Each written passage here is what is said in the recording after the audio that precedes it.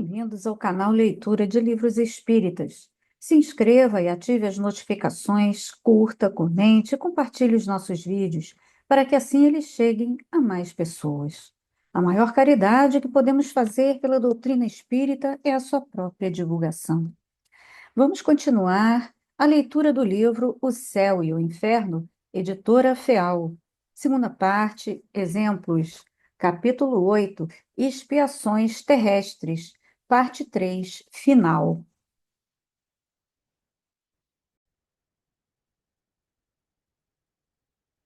Adelaide Marguerite Goss era uma humilde pobre criada que vivia perto de Harfleur, na Normandia. Aos 11 anos, começou a trabalhar para ricos pecuaristas da região. Poucos anos depois, uma inundação do rio Sena carregou todo o gado, afogando-o. Outras adversidades sobrevieram, lançando seus senhores na miséria. Adelaide atrelou sua sorte à deles, silenciando o egoísmo e ouvindo apenas seu bondoso coração, convenceu-os a aceitar 500 francos que ela economizara, continuando a servi-los sem salário. Depois que seus patrões morreram, ela dedicou-se a uma filha que deixaram, viúva e sem recursos. Adelaide trabalhava no campo, levava para casa o soldo. Casou-se e, juntando o salário do marido ao dela, passaram ambos a sustentar a pobre mulher, a quem sempre chamou de uma senhora, de sua senhora.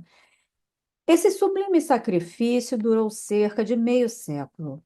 A Sociedade Beneficente de Rouen não deixou no esquecimento essa mulher digna de tanto respeito e admiração, outorgando-lhe uma medalha de honra e uma recompensa em dinheiro. As lojas maçônicas do Havre associaram associaram-se igualmente ao testemunho de estima, oferecendo-lhe uma pequena importância para auxiliá-la. Por fim, também, a administração local ofereceu discreta assistência de modo a não lhe ferir a suscetibilidade.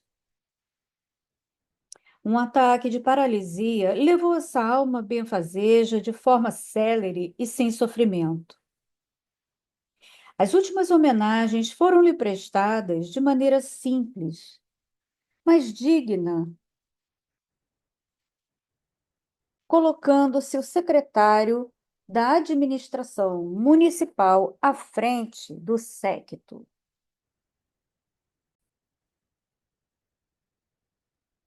Sociedade de Paris, 27 de dezembro de 1861. Evocação. Pedimos a Deus Todo-Poderoso que permita ao espírito Marguerite Gosse comunicar-se conosco. Sim, Deus houve por bem conceder-me essa graça. Estamos felizes em poder dar testemunho de nossa admiração pela conduta que a senhora teve durante sua vida na Terra e esperamos que tal abnegação tenha recebido a recompensa. Sim, Deus teve muito amor e misericórdia para com a sua serva. O que fiz e que achais admirável era muito natural. Para nossa instrução, poderia dizer qual o motivo da humilde posição que ocupou na Terra? Eu havia ocupado em duas existências sucessivas uma posição bastante elevada. A prática do bem era fácil para mim, que o fazia sem sacrifícios, pois era rica. Percebi, entretanto, que avançava lentamente, razão porque pedi para voltar à terra em condições bem humildes, nas quais eu mesma teria que lutar contra as privações. Para isso, preparei-me durante muito tempo. Deus alimentou minha coragem e pude alcançar o objetivo a que me propusera, graças à ajuda espiritual que me foi concedida por Deus. Voltou a ver seus antigos patrões? Diga-nos, por favor, qual é a sua posição com relação a eles? Considera-se ainda subordinada a eles? Sim, eu os revi. Quando eu cheguei, eles aqui estavam. Digo-vos humildemente que me consideram muito superior a eles. Tinha a senhora um motivo particular para ligar-se a eles e não a outras pessoas? Nenhum motivo específico obrigava-me. Eu teria atingido o meu objetivo em outro ambiente. Para retribuir-lhes uma dívida de reconhecimento, foi que os escolhi. Outrora haviam sido bons para mim, ajudando-me. Que futuro presente para si? Espero reencarnar num mundo onde se desconhece a dor. É possível que me julgueis muito presunçosa, mas respondo-vos com todo o vigor do meu coração. De qualquer forma, remeto a questão a Deus. Agradecemos por atender ao nosso chamado e estamos certos de que Deus acumulará de bênçãos. Obrigada. Que Deus vos abençoe, permitindo a todos, ao desencarnar, experimentar alegrias tão puras quanto as que me foram concedidas. Clara Rivière. Clara Rivière era uma menina de 10 anos que pertencia a uma família de camponeses numa aldeia do sul da França. Encontrava-se completamente doente havia 4 anos. Durante sua vida, nunca se lamentou ou deu sinais de impaciência. Embora sem instrução, ela consolava a família aflita, falando sobre a vida futura e sobre a felicidade que ali deveria encontrar. Veio a morrer em setembro de 1862, após 4 dias de torturas e de convulsões, durante as quais não deixou de orar a Deus. Dizia: Eu não tenho medo da morte, pois depois dela uma vida de felicidade está reservada para mim. A seu pai, que chorava, falava: Console-se, eu voltarei para visitá-lo. Sinto que minha hora está próxima, mas quando chegar eu saberei antes e avisarei. De fato, quando o momento fatal era iminente, ela convocou os familiares e disse: Não tenho mais que 5 minutos de vida. Deem-me todos as mãos. E morreu como havia anunciado. Desde então, um espírito batedor tem vindo visitar a casa do casal Rivière, causando grande transtorno. Bate na mesa como se usasse uma marreta, agita cortinas, revira a louça. Esse espírito se apresenta com a aparência de Clara, a sua irmãzinha, que tem apenas 5 anos. De acordo com a menina, Clara, sua irmã, falou-lhe diversas vezes. Aparições que a fazem dar com frequência gritos de alegria e dizer: Mas vejam como Clara está linda. Evocação de Clara Rivière. Estou junto de vós, disposta a responder. De onde é que lhe vinham, sendo tão jovem ainda, a sua sem instrução, os pensamentos elevados que demonstrava sobre a vida futura antes de morrer? Do pouco tempo que teria a passar no vosso mundo, assim como de minha encarnação anterior. Eu era médium quando deixei a terra antes e médium novamente ao retornar entre vós. Era uma predestinação. Eu sentia e via o que falava. Como se explica que uma criança com sua idade não tenha feito nenhuma queixa durante 4 anos de sofrimento? Não me queixava, porque o sofrimento físico era domado por uma força maior, a do meu anjo guardião, que eu podia ver continuamente perto de mim. Ele sabia aliviar tudo que eu sentia, tornando a minha vontade mais forte que a dor. Como soube com antecedência do momento de sua morte? Meu anjo guardião avisou-me, ele jamais me enganou. Disse a seu pai: Console-se, eu voltarei para visitá-lo. Como explica que com sentimentos tão bons por seus pais, vem atormentá-los depois da morte, causando desordem em sua casa? Eu tenho uma prova, sem dúvida, ou antes, uma missão a cumprir. Se venho rever meus pais, acreditais que seja isso por nada? O barulho, a perturbação e o transtorno provocados por minha presença são uma advertência. Sou ajudada por outros espíritos cuja agitação tem um certo papel, como eu tenho o meu ao aparecer a minha irmã. Graças a nós, muitas convicções surgirão. Meus pais tinham que passar por uma provação. Em breve ela cessará, mas somente após terem levado a convicção a uma multidão de espíritos. Não causa, portanto, pessoalmente a perturbação? Sou ajudada por outros espíritos que são úteis à prova reservada aos meus queridos pais. Se não produziu essas manifestações, como pôde vossa irmã reconhecê-la? Minha, minha irmã viu somente a mim. Ela agora adquiriu uma segunda vista. E não será a última vez que minha presença virá consolá-la e encorajá-la. Porque ainda tão jovem, tantas enfermidades a afligiram. Tinha faltas anteriores a expiar. Abusei da saúde, da brilhante posição que usufruí em minha encarnação anterior.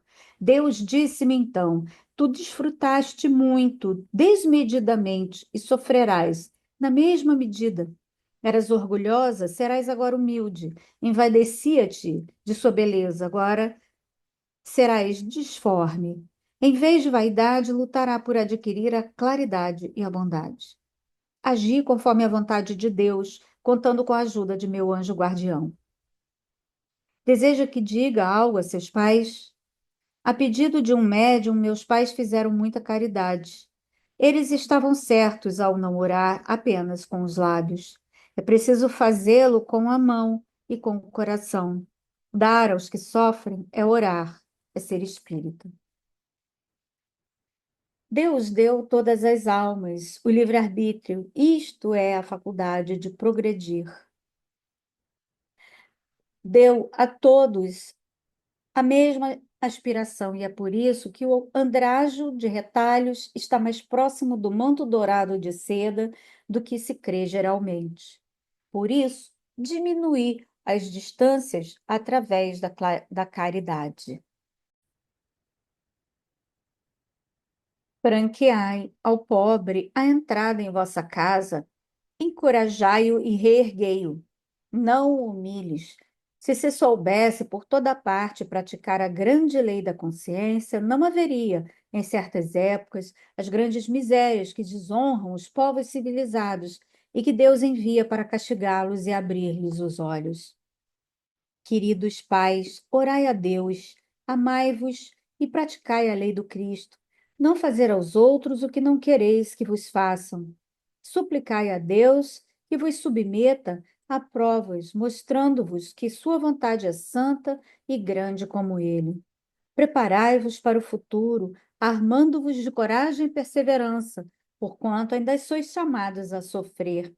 É preciso saber merecer uma boa posição num mundo melhor, onde a compreensão da justiça divina torna-se a punição dos espíritos maus.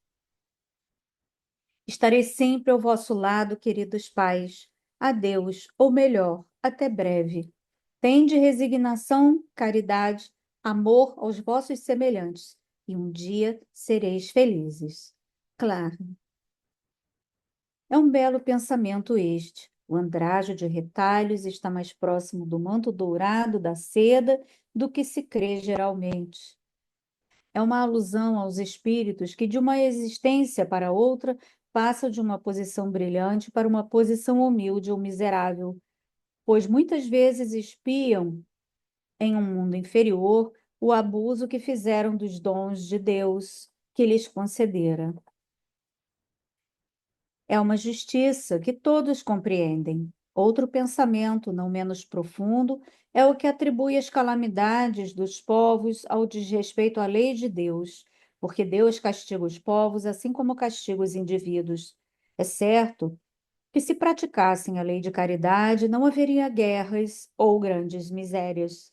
É à prática dessa lei que o Espiritismo conduz. Será então por isso que encontra inimigos tão ferozes?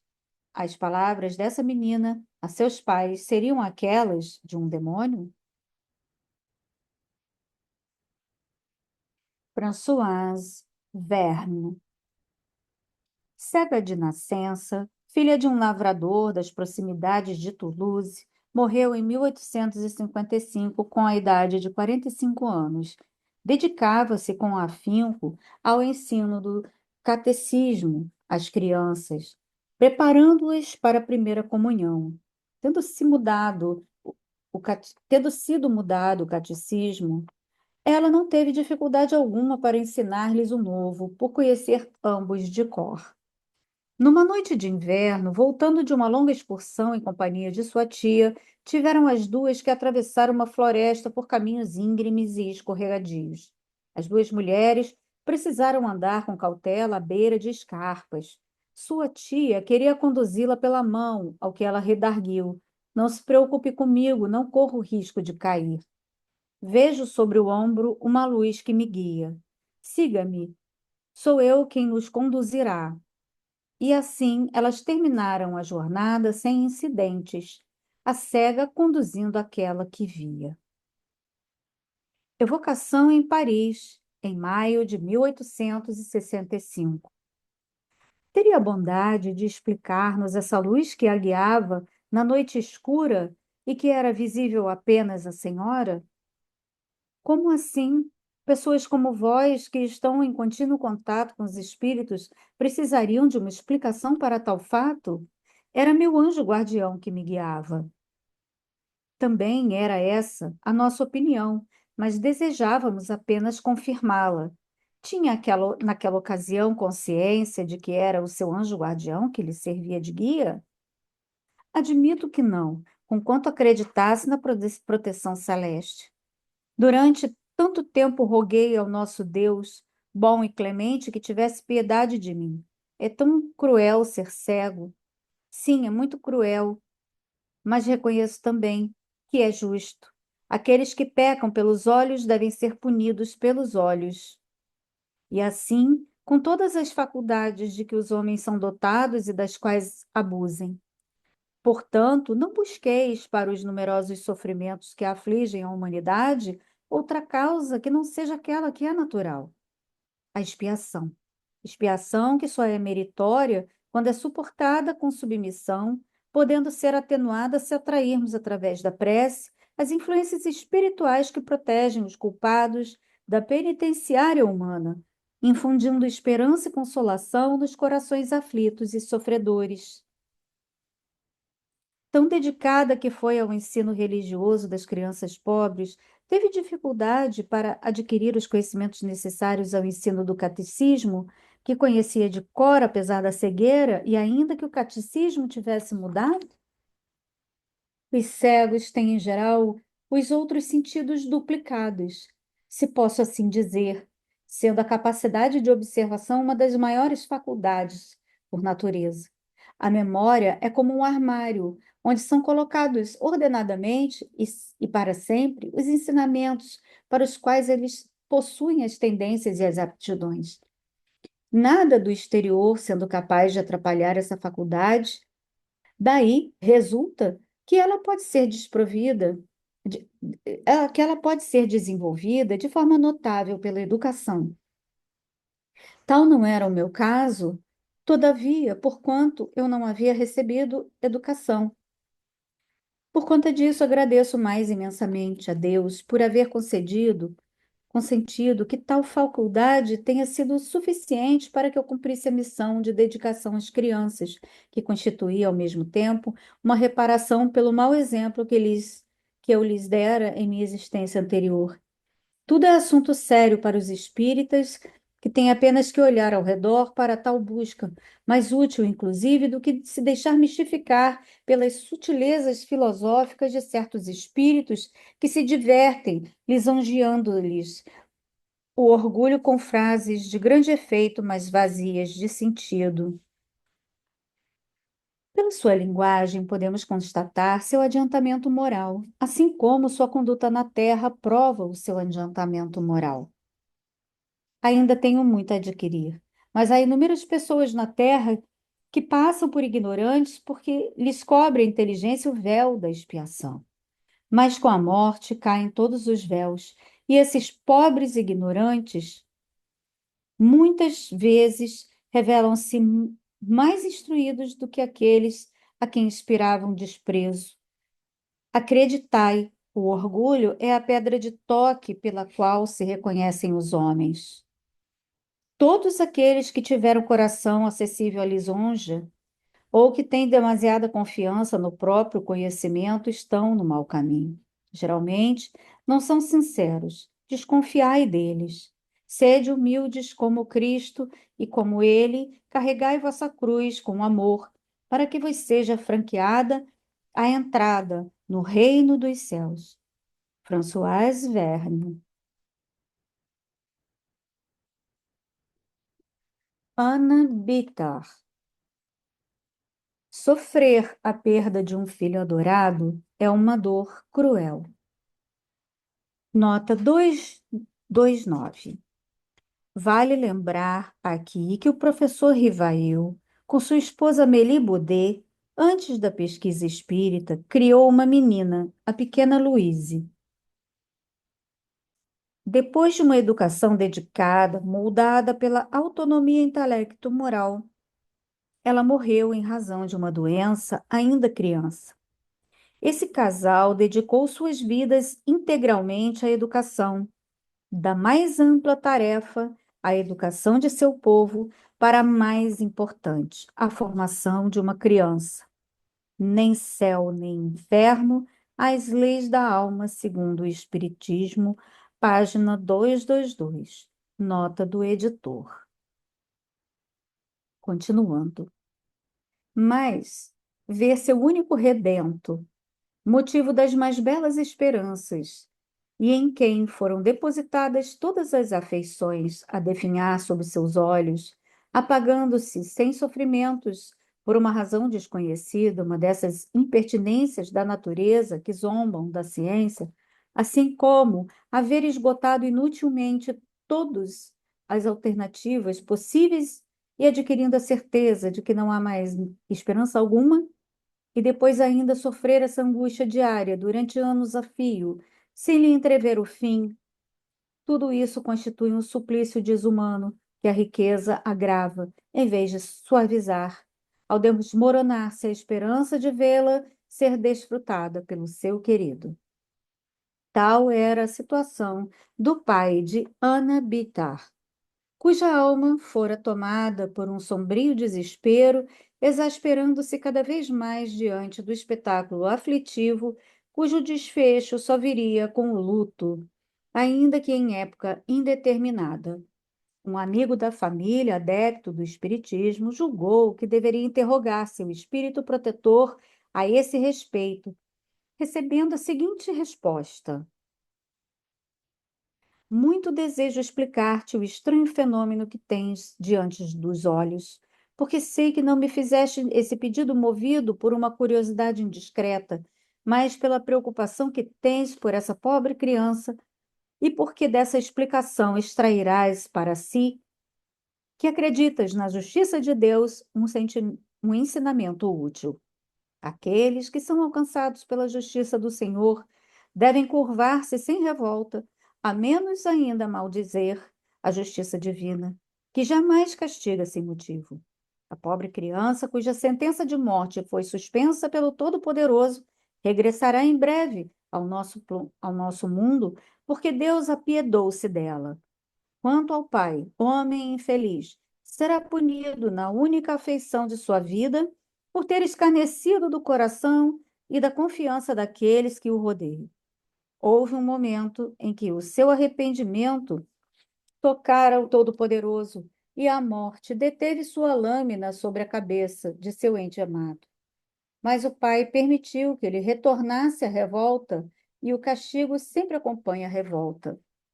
Felizes os que são punidos sobre a terra.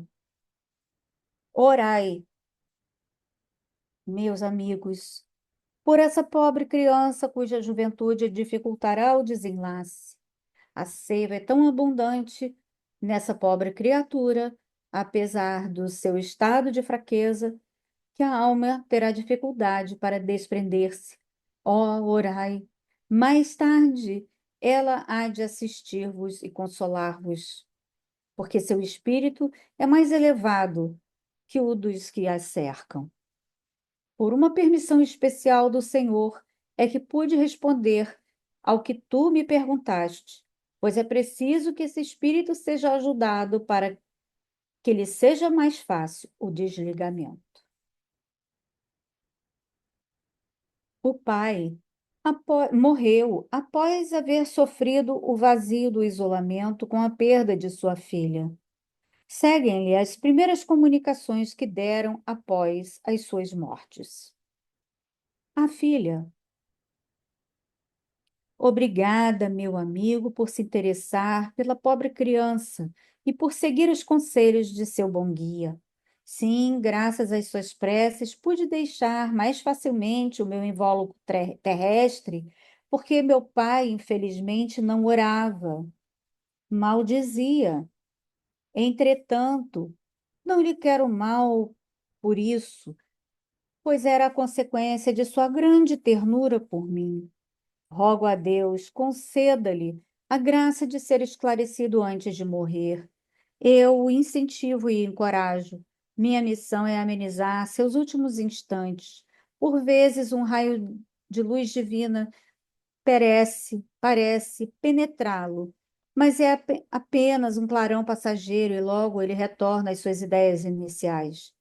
Nele existe apenas uma semente de fé abafada pelos interesses do mundo e que somente novas provas, ainda mais terríveis, poderão fazer germinar, ao menos é o que penso. Quanto a mim, tinha apenas um resto de expiação que deveria enfrentar, razão porque ela não foi muito dolorosa, nem muito difícil. Durante minha estranha doença, eu não fazia. Eu não sofria. Eu era apenas, antes de tudo, um instrumento de prova para meu pai, que sofria mais do que eu mesma, ao contemplar-me naquele caso. Eu estava resignada e ele não. Hoje sou recompensada por isso. Deus fez-me o favor de abreviar-me a estada na terra, pelo que lhe rendo graças. Sou feliz em meio aos bons espíritos que me cercam.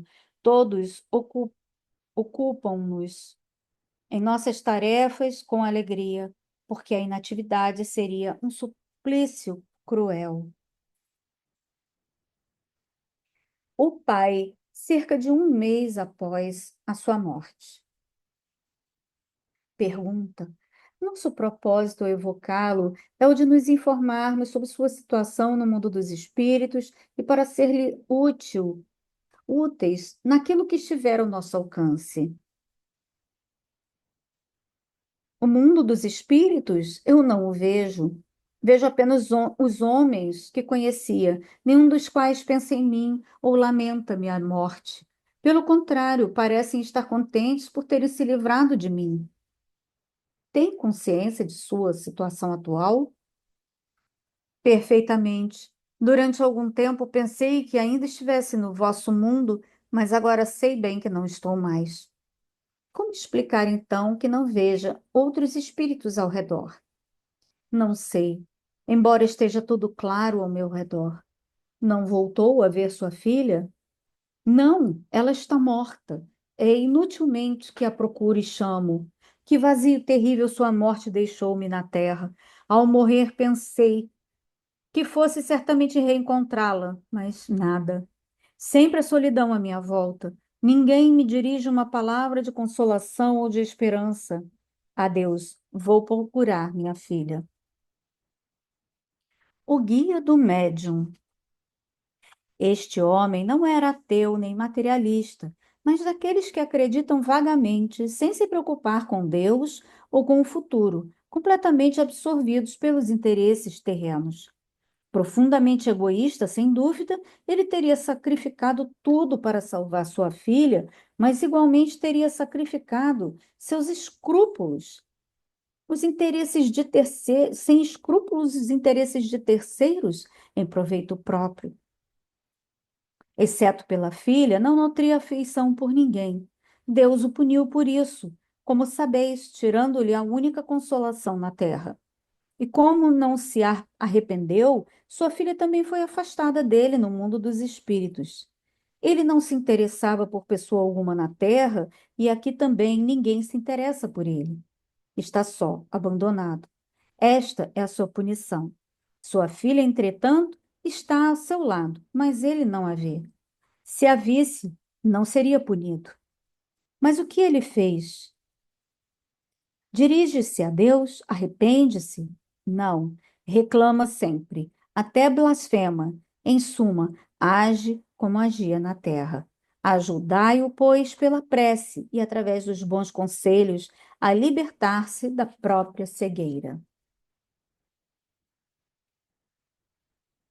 Um espírito cego.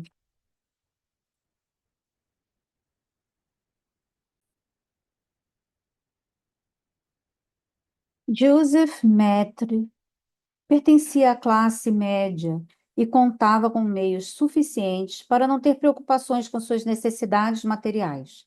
Seus pais deram-lhe uma boa educação e imaginavam que pudesse seguir carreira na indústria. Aos 20 anos, no entanto, ele perdeu a visão.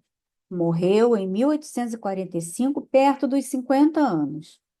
Cerca de 10 anos antes de sua morte, foi acometido por uma segunda enfermidade que o tornou completamente surdo, limitando sua interação com outras pessoas apenas ao tato. Não ver já era bem penoso, mas não mais poder ouvir era um cruel suplício adicional, pois, tendo desfrutado de todas as faculdades, sentia mais ainda os efeitos da dupla privação. O que teria feito para merecer essa triste sorte? Não foi, por certo, em sua última existência, porquanto nela sua conduta sempre havia sido exemplar. Era bom filho, de temperamento meigo e benevolente. Quando se viu também privado da audição, aceitou a nova prova com resignação e sem jamais lamentar-se. Suas palavras demonstravam uma perfeita lucidez de espírito e uma rara inteligência. Uma pessoa que o havia conhecido, presumindo que se poderia extrair algum ensinamento útil de uma conversa com seu espírito, decidiu então evocá-lo, recebendo dele a seguinte comunicação em resposta às perguntas que lhe foram dirigidas. Paris, 1863. Meus amigos, agradeço-vos por terdes lembrado de mim, ainda que possivelmente nem sequer pensasseis em invocar-me se eu não esperasseis tirar algum proveito de minha comunicação. Sei, no entanto, que um motivo mais sério vos anima, razão pela qual atendo com prazer ao vosso chamado, já que me é permitido fazê-lo, feliz por poder servir à vossa instrução. Que o meu exemplo possa juntar-se às provas tão numerosas da justiça de Deus que vos tem dado os Espíritos. Vós me conhecestes cego e surdo e perguntastes o que eu havia feito para merecer tal destino. Contarei. Sabei inicialmente que é a segunda vez que sou privado da visão. Em minha existência anterior, ocorrida no início do século XVIII, fiquei cego aos 30 anos como resultado de excessos de todos os tipos que haviam arruinado minha saúde e enfraquecido meus órgãos. Já se tratava aí de uma punição por haver abusado dos abundantes dons que recebera da providência. Mas, em vez de reconhecer-me causador da própria enfermidade, resolvi acusar a providência, na qual, aliás, pouco acreditava. Blasfemei contra Deus, reneguei-o, acusei-o, alegando que ele, se ele existisse, haveria de ser injusto e mau por deixar sofrer assim suas criaturas. Eu devia considerar-me feliz, no entanto, por não precisar mendigar o pão como tantos outros cegos miseráveis. Não, eu pensava apenas em mim e na privação dos prazeres que me era imposta. Sob o domínio de tais ideias e da minha falta de fé, tornei-me ranzinza, exigente, insuportável com aqueles que me cercavam. Dali em diante, a vida não teve objetivos para mim. Não mais pensava no futuro, que considerava uma quimera. Após esgotar sem sucesso todos os recursos da ciência e assegurar-me de que a cura era impossível, resolvi abreviar a vida e cometi suicídio. Ó Deus, ao despertar, encontrei-me mergulhado nas mesmas trevas que me marcaram a vida, mas não demorei a reconhecer que não pertencia mais ao mundo físico que eu era um espírito, porém, cego. Nota 230. O espírito viveu a ilusão de estar cego após a morte, em virtude da condição de revolta, sendo esse castigo proporcional à natureza e à gravidade da sua condição. O objetivo está em compreender sua total responsabilidade, motivando-o a corrigir-se. O ocorrido com o espírito Joseph Matter é uma exceção. Um indivíduo cego que vive essa experiência para seu aprendizado, por ser simples, por uma prova escolhida ou em sendo uma missão, em todos esses casos o espírito retoma a visão espiritual após a morte. Nota do editor. Continuando. O que significava então que a vida de além-túmulo era uma realidade? Em vão tentava sair de onde estava para lançar-me no nada, pois ia de encontro ao vazio. Se essa vida fosse eterna, como ouvira dizer, eu ficaria então por toda a eternidade em tal situação? Esse pensamento era amedrontador. Eu não sofria, mas é impossível descrever os tormentos e a angústia de meu espírito então. Quanto tempo isso durou? Não sei, mas como esse tempo pareceu-me longo. Esgotado, exausto, voltei-me por fim para dentro de mim mesmo, analisando-me. Compreendi que uma força superior agia sobre mim e pensei que se essa força podia abater-me, podia também conceder-me alívio, e então implorei-lhe piedade. À medida que eu orava e que meu fervor aumentava, alguma coisa me dizia que aquela cruel situação teria um fim. E a luz enfim surgiu. Meu deslumbramento foi imenso quando entrevi as claridades celestes e divisei os espíritos que me cercavam, sorrindo com benevolência, e aqueles que flutuavam radiosos no espaço. Quis seguir-lhes os passos, mas uma força invisível deteve-me.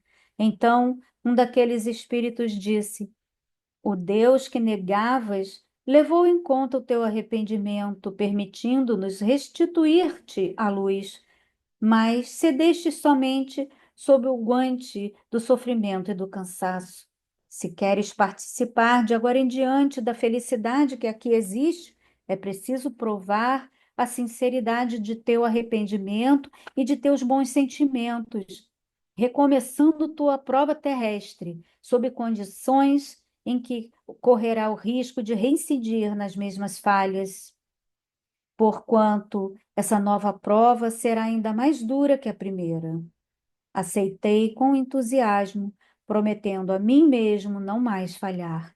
Voltei então à terra, na existência que conheceis. Não foi difícil ser bom, pois eu não era mau por natureza. Revoltara-me contra Deus e Deus puniu-me. Voltei à terra trazendo uma fé inata, razão porque não me queixei contra ele, aceitando minha dupla enfermidade com resignação e como uma expiação determinada pela soberana justiça. O isolamento em que fiquei durante meus últimos anos nada possuía de desesperador, porque eu tinha fé no futuro e na misericórdia de Deus.